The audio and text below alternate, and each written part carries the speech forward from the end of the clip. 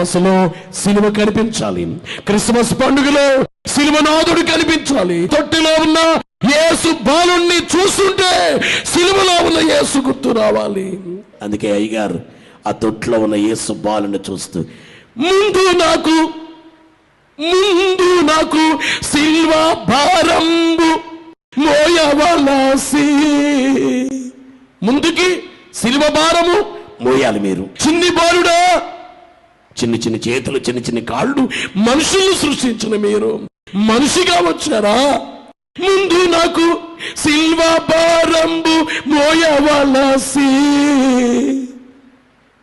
ఉన్న భారంబు నీ మీద ఉన్నదనియు.